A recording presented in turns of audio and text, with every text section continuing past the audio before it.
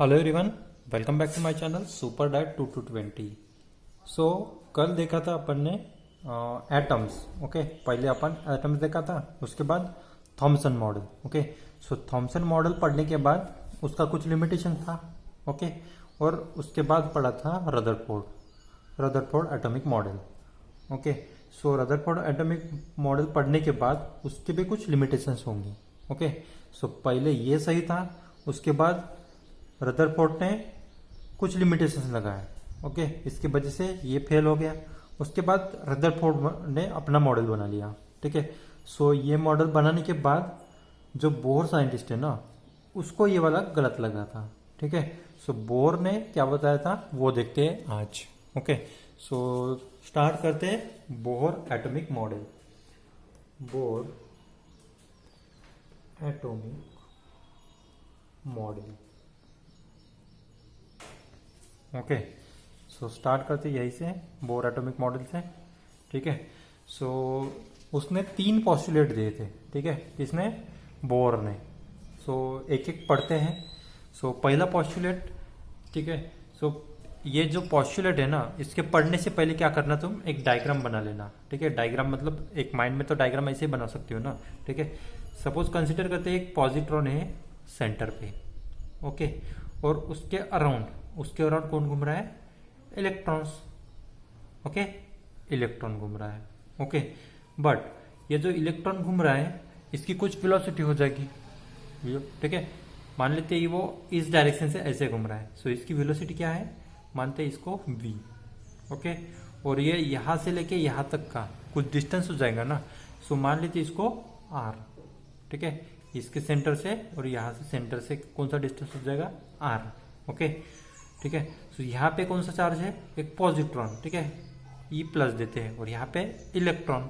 ठीक है, सो यहाँ पे पॉजिटिव और यहाँ पे इलेक्ट्रॉन है। ओके, अगर आप ये ऐसा सोच रहे होंगे कि मतलब यहाँ पे जो निगेटिव चार्ज है और यहाँ पे पॉजिटिव चार्ज है, सो इसके बीच में तो अट्रैक्शन होना चाहिए। ठीक है, बट ये अट्रैक्शन क्यों नहीं होना चाहिए? नहीं हो रहा है? क्योंकि वीक फोर्स है, electrostatic force. Okay, weak force है, सो इसकी वजह से क्या हो जाएगा, ये इसमें अट्रैक्ट नहीं हो जाएगा। ओके, सो जो पहला पॉस्टुलेट है, ठीक है, पहले पॉस्टुलेट क्या है कि जो ये इलेक्ट्रॉन है ना, ये इलेक्ट्रॉन ये अराउंड रिवॉल्व कर रहा है around the nucleus in circular orbit. ठीक है, आप ऐसे भी देख सकते हो ना कि ये जो इलेक्ट्रॉन है वो एक सर्कुलर ऑर्बिट में ऐसे घूम रहा है। ठीक है, सो यही है उसका फर्स्ट पॉस्टुलेट। ठीक है, सो फर्स्ट पॉस्टुलेट क्या है? द इलेक्ट्रॉन रिवॉल्व अराउंड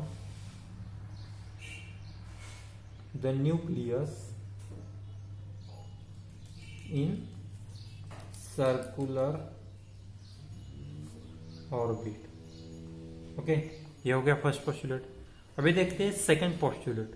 ठीक है, सो सेकंड पोस्टुलेट क्या है कि जो एंगुलर मोमेंटम है, ठीक है, जो अपन ने फर्स्ट चैप्टर में पढ़ा था कि एंगुलर मोमेंटम क्या होता है। So angular momentum of electron in a stationary orbit is an integral multiple of h/2π। Okay, h/2π। ठीक है, सो जो एंगुलर मोमेंटम है ना, ठीक है, एंगुलर मोमेंटम को कैसे डिनोट करते हैं? सो इसका पहले स्टेटमेंट लिख लेते हैं अपन। ठीक है, स्टेटमेंट क्या है? Angular momentum of the electron in a stationary orbit. Stationary मतलब क्या होता है? एक मतलब स्टेडी वाला चार्जेस। ओके, मतलब ये यहाँ पे रुका है। ठीक है, जैसे वो ये पार्ट ट्रेवल करने के बाद, ठीक है, यहाँ पे देख रहे भी आप देख भी सकते हो कि मतलब ये एक सर्कल बना सकता है। ठीक है, एक सर्कल बनाने के बाद ये स्टेशनरी एक हो गया। ठीक है, so stationary orbit is an integral multiple of h/2π। Okay, h क्या है? प्लैंक कांस्टेंट, और 2π एक कांस्टेंट क्वांटिटी है। ठीक है, सो h/2π को तुम ऐसे भी लिख सकते हो h कट। ठीक है, h कट ऐसे भी लिख सकते हो। ठीक है, सो इसने क्या बोला? एंगुलर मोमेंटम ठीक है। एंगुलर मोमेंटम का फॉर्मूला क्या होता है, L is equal to I omega होता है ना। सो ये सर्कल बना रहा है, ठीक है। सर्कल मतलब क्या होता है, ये रिंग ही बना रहा है ना। सो रिंग का मोमेंट ऑफ इनर्शिया कितना होता है, रिंग का मोमेंट ऑफ इनर्शिया क्या होता है, m r square. Okay, m r square. और यहाँ पे देखो ये क्या है, angular velocity. So angular velocity, linear velocity और रेडियस, इसमें अपने को रिलेशन तो पता ही है, ठीक है। सो एंगुलर वेलोसिटी का रिलेशन क्या है, v equal to r omega, यही है ना, v equal to r omega, ठीक है, कैपिटल आर ओमेगा, ठीक है। सो मैं क्या करता हूँ, ये ओमेगा की, यहाँ से ओमेगा की वैल्यू निकल सकती है, ओमेगा इक्वल टू क्या हो जाएगा, v बाय आर। सो ये वैल्यू मैं यहाँ पे पुट कर देता हूँ, ठीक है, multiple by v by r, ठीक है। सो यहाँ से एक आर आर कट जाएगा, तो बचेगा क्या, सिर्फ एम वी आर, ठीक है, एम वी आर ऐसे बनेगा, ठीक है। सो अभी यहाँ पे देखो आर क्या है, स्मॉल आर दिया है ना मैंने। सो यहाँ पे क्या लिखेंगे अपन, एम वी स्मॉल आर, ठीक है। सो स्टेटमेंट के अकॉर्डिंग क्या बोला है इसने, angular momentum of electron is a stationary orbit is an integral multiple of h by 2 pi, ठीक है। सो L इक्वल टू क्या है, h बाय 2 पाई, ठीक है, ये लिख सकते हो अपन, इक्वल टू क्या हो जाएगा, एम वी आर, ठीक है। सो इसको मैं एक ब्रैकेट में ऐसे लिख लेता हूँ, ठीक है, तो तुम इसको याद कर सकते हो, ओके। उसके बाद थर्ड वाला, ठीक है। सो थर्ड वाला क्या है, जैसे लाइट फॉर्म होती है ना, सेम वैसे थर्ड वाला पोस्टुलेट है, ओके। सो लाइट फॉर्म होने के लिए क्या चाहिए, दो इलेक्ट्रॉनिक स्टेट चाहिए, ठीक है। सो ग्राउंड स्टेट लेते हैं अपन E1 और एक्साइटेड स्टेट लेते हैं E2, ओके। सो एट मतलब जब इनिशियल पोजीशन रहेगी, इनिशियल स्टेट रहेगी, तब इलेक्ट्रॉन है ना वो नीचे की स्टेट में रहेंगे, ओके, नीचे की स्टेट में, ठीक है। अगर ये इलेक्ट्रॉन को मुझे ऊपर लेके जाना है एक्साइटेड स्टेट में, ठीक है, तो मुझे क्या करना पड़ेगा, यहाँ पे कुछ एनर्जी देनी पड़ेगी, ठीक है, कुछ एनर्जी देनी पड़ेगी। सो जैसे मैं एनर्जी दूंगा, सो जो ये वाले इलेक्ट्रॉन है ना, ये ऊपर की स्टेट में चले जाएंगे, इधर, ओके, इधर। अब ऐसा तो नहीं ना कि जैसे ये जो नीचे वाला इलेक्ट्रॉन ऊपर चला गया तो वो ऊपर ही रहेगा, कुछ दिन के बाद तो नीचे भी आ सकता है ना। जैसे आदमी का ही समझ लो, कुछ दिन धरती पे रहता है और कुछ दिन के बाद ऊपर चला जाता है और कुछ दिन के बाद वो नीचे ही आता है ना, ठीक है। सो यहाँ पे इसका कुछ लाइफ टाइम हो जाएगा ना, ठीक है। सो इसका कुछ लाइफ टाइम है, मतलब उसका लाइफ टाइम है -10 टू द पावर -9, ठीक है, इसका लाइफ टाइम है, ठीक है, इसका लाइफ टाइम कितना है, 10 to the power -9 second, okay. So जैसे -9 सेकंड खत्म हो जाएगा ये वाला, ओके। सो जो ये इलेक्ट्रॉन है ना वो नीचे आएगा, ओके। सो जैसे नीचे आएगा और ये ऊपर जा रहे हैं कुछ इलेक्ट्रॉन्स, सो नीचे आने वाले इलेक्ट्रॉन्स और ऊपर जाने वाले इलेक्ट्रॉन में कोलिजन हो जाएगा, ठीक है। सो कोलिजन हो जाने के बाद एक फोटोन निकल जाएगा, ठीक है। और फोटोन की एनर्जी क्या होती है, E equal to h nu, okay. इतने इलेक्ट्रॉन निकलेंगे यहां से, ओके। अगर इसका एनर्जी मुझे निकालना है, सो E इक्वल टू क्या होगा जाएगा, E2 माइनस E1, ओके, यही तो निकलता है ना, ठीक है। सो यहां से तुम इसकी एनर्जी कैलकुलेट कर सकते हो, ओके। सो थर्ड पोस्टुलेट है, the emission of radiation takes place when electron makes a transition from higher state to lower orbit. It emits a photon of energy level to the difference in energy in the two orbits, okay. E is equal to h nu equal to E2 minus E1, ठीक है। सो वो हो गया third वाला postulate, ठीक है। उसके बाद देखो यहाँ पे ये रेडियस है ना, ठीक है, ये रेडियस की वैल्यू कैलकुलेट कर सकते हैं अपन, ठीक है, रेडियस की वैल्यू, ठीक है। उसके बाद अपन उसका वेलोसिटी भी कैलकुलेट कर सकते हो, ठीक है, वेलोसिटी भी कैलकुलेट कर सकते हो। उसके बाद इसकी एनर्जी भी कैलकुलेट कर सकते हो, ठीक है। सो एक एक देखेंगे अपन, पहले निकालते हैं अपन उसका रेडियस, ठीक है।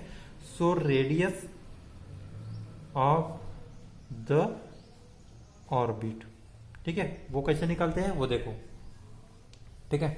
अभी यहाँ पे देखो ये इलेक्ट्रॉन ऐसे घूम रहा है ना, ठीक है, ये घूम रहा है ना, क्यों घूम रहा है, क्योंकि इसमें कुछ फोर्स होगा ना, ठीक है, कुछ फोर्स होगा, कौन सा, सेंट्रीपिटल फोर्स या सेंट्रीफ्यूगल फोर्स।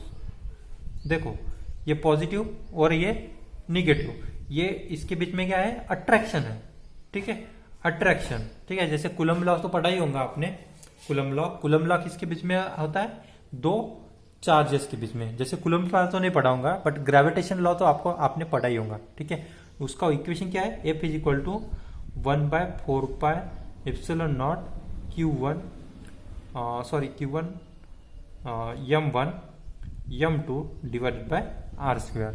ये था ग्रेविटेशन लॉ, ये किसके बीच में है, दो मासेस के बीच में, ठीक है। बट अपने को अगर कूलम्स लॉ पढ़ना है तो उसमें सेम फार्मूला रहेगा, 1/4πε0 Q1 Q2 divided by r², okay, ऐसे निकाल सकते हो, ठीक है। तो ये हो गया कूलम्स लॉ। कूलम्स लॉ तो अपन पढ़ेंगे जब अपना इलेक्ट्रोस्टैटिक वाला पार्ट चालू होगा तब, ठीक है।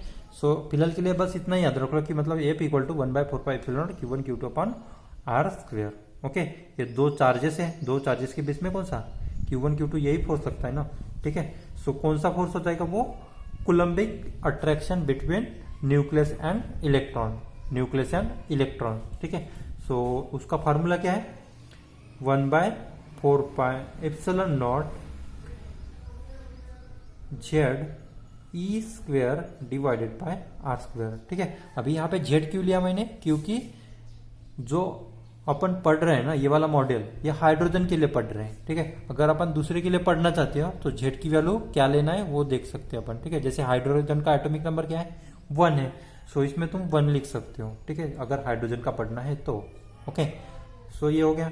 उसके बाद देखो ये ऐसे घूम रहा है, सो ये घूम क्यों रहा है सर्कल में, सेंट्रीपिटल फोर्स, ठीक है। सो सेंट्रीपिटल फोर्स का फार्मूला क्या था, mv²/r, ओके, mv²/r, ठीक है। सो इसको इक्वेशन नंबर 1 देंगे। और जो सेकंड पॉस्टुलेट था, सेकंड पॉस्टुलेट क्या था, mvr equal to nh divided by 2π। ये n है प्रिंसिपल क्वांटम नंबर, ठीक है, n है प्रिंसिपल क्वांटम नंबर, मतलब 1 2 3 जिस भी ऑर्बिट में अपन ले सकते हैं ना, n की वैल्यू वो लेंगे, ठीक है। सो हो गया ये वाला। अभी सेकंड पॉस्टुलेट क्या है, सेकंड पॉस्टुलेट इसका mvr equal to nh divided by 2π, क्या बन जाएगा, ठीक है। सो इसको देंगे इक्वेशन नंबर सेकंड, ओके। अभी क्या करते हैं, जो इक्वेशन 1 है ना उसको मल्टीप्लाई करते हैं mr² से, ठीक है, mr का होल स्क्वायर, ठीक है। तो यहां पे लिख सकते हो तुम मल्टीप्लाई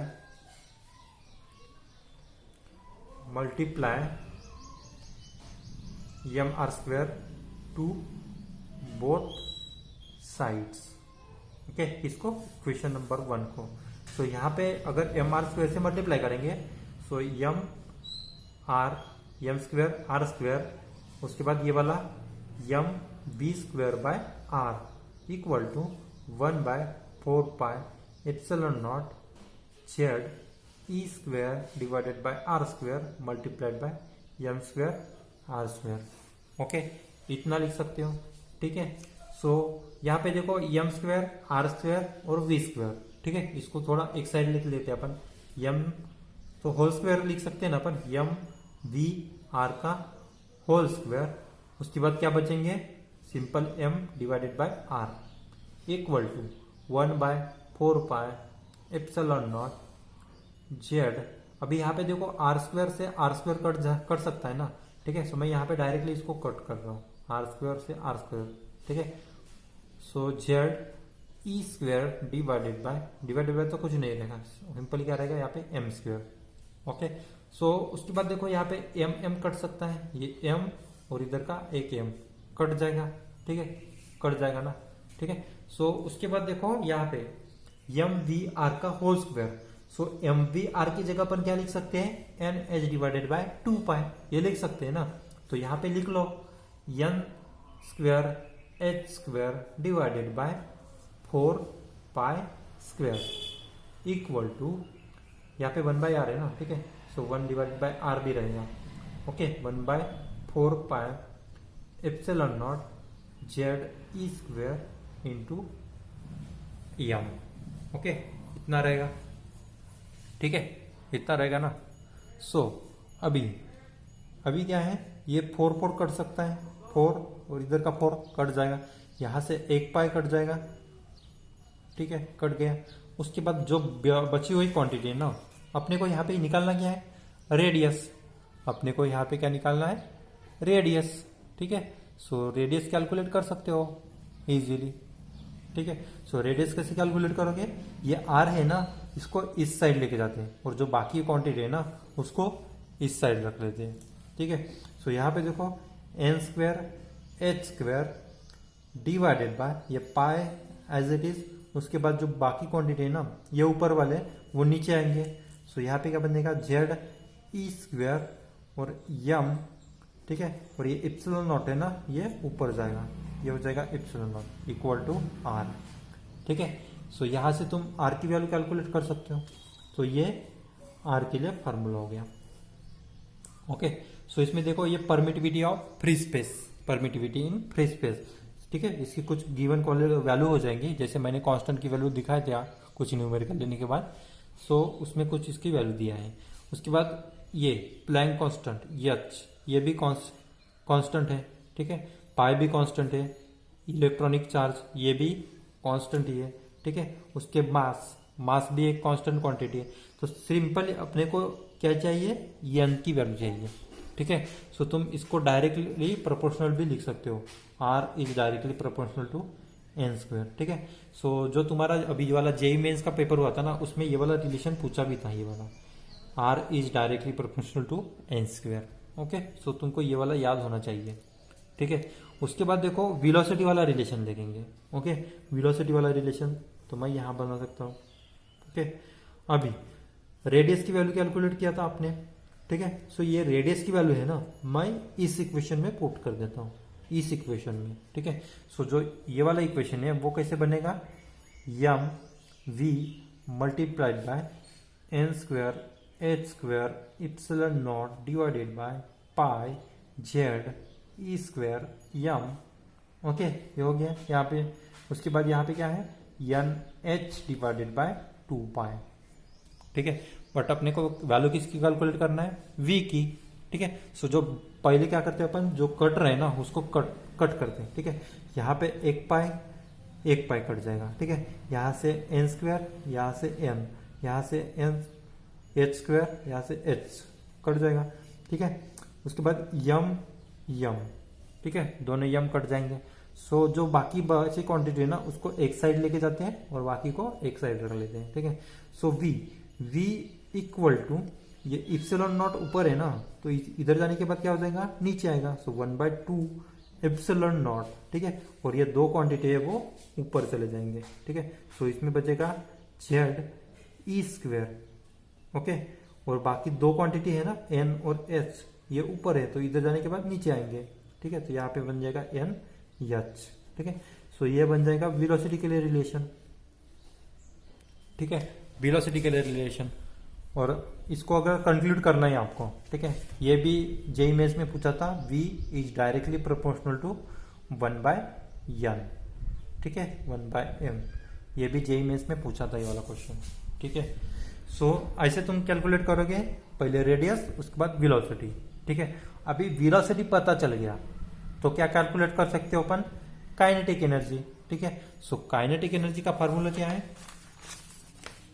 काइनेटिक एनर्जी का formula, kinetic energy equal to half of m v square, ठीक है, half of m v square. So तुम v की वैल्यू लिख सकते हो, यहाँ पे v की वैल्यू क्या आई थी अपनी, हाफ ऑफ एम, v की वैल्यू क्या आई थी 1/2 मल्टीप्लाइड बाय मतलब Z e square divided by epsilon not an H उसका होल स्क्वायर, ठीक है। ये किसके लिए बन जाएगी, काइनेटिक एनर्जी के लिए, ठीक है। तो यहाँ पे स्क्वायर कर लेते अपन। सो 1/2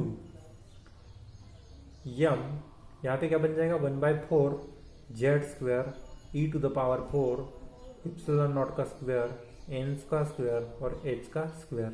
ठीक है, उसके बाद थोड़ा ये एडजस्ट कर लेते हैं। सो क्या बन जाएगा, ये 4 into 2 1/8 m Z square e to the power 4 divided by epsilon naught square n square h का स्क्वायर। ठीक है, ये हो गया काइनेटिक एनर्जी। ठीक है, काइनेटिक एनर्जी। सो मेरे पास अभी एक ट्रिक है। ठीक है, ट्रिक क्या है, potential energy equal to -2 times kinetic energy. ठीक है, इसको तुम याद कर सकते हो, potential energy equal to -2 times kinetic energy. Okay, so kinetic energy की वैल्यू यहाँ पे पुट कर लेते हैं। ठीक है, सो काइनेटिक एनर्जी क्या हो जाएगी, 1/8 minus m Z square e to the power 4, यहाँ पे 2 बन जाएगा ये वाला। ओके, यहाँ पे इप्सिलॉन नॉट का स्क्वायर एन स्क्वायर एच का स्क्वायर। ठीक है, ये बन गई potential energy. Okay, so total energy का फॉर्मूला तो आपको पता ही होगा। टोटल एनर्जी मतलब क्या होता है, kinetic energy plus potential energy. So kinetic energy, total energy का फॉर्मूला क्या है, total energy equal to kinetic energy plus potential energy. ठीक है, काइनेटिक एनर्जी और पोटेंशियल एनर्जी, तो दोनों की वैल्यू यहाँ पे पुट कर लेते हैं। So 1/8 m Z square e to the power 4 epsilon naught square n square h square -2/8 m Z square e to the power 4 divided by epsilon का स्क्वायर एन स्क्वायर एच का square. ठीक है, सो जो constant quantity है ना, मतलब common quantity, उसको side में कर लेते हैं।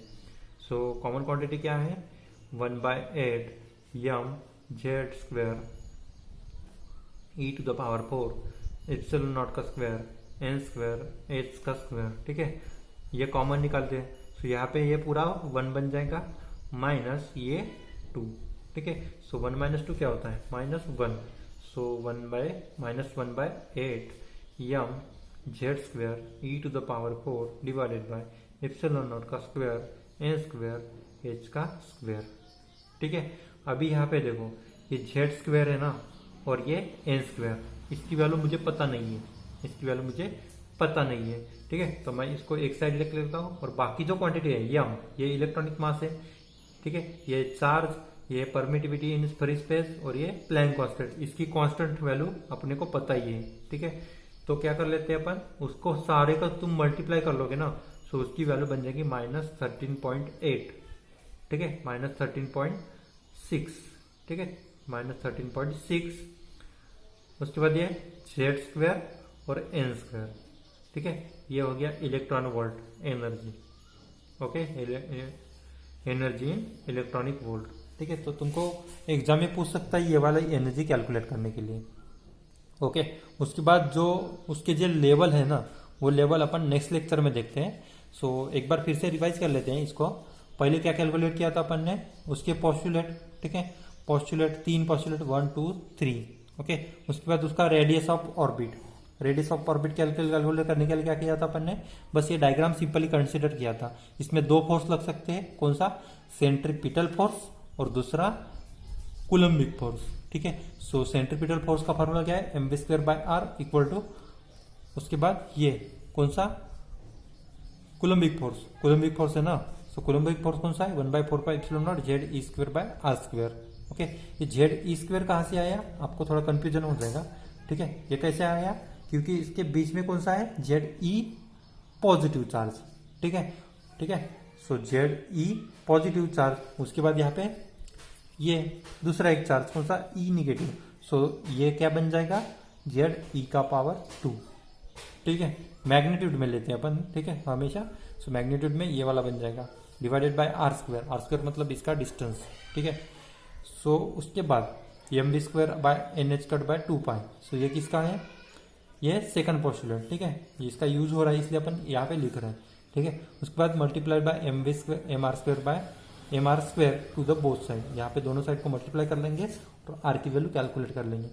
ओके, उसके बाद यहाँ पे ये r की वैल्यू कहाँ पुट कर लेंगे अपन, इस इक्वेशन में। इस इक्वेशन में पुट करने के बाद अपने को v की वैल्यू निकल जाएगी। ठीक है, ये JMS में इंपॉर्टेंट है।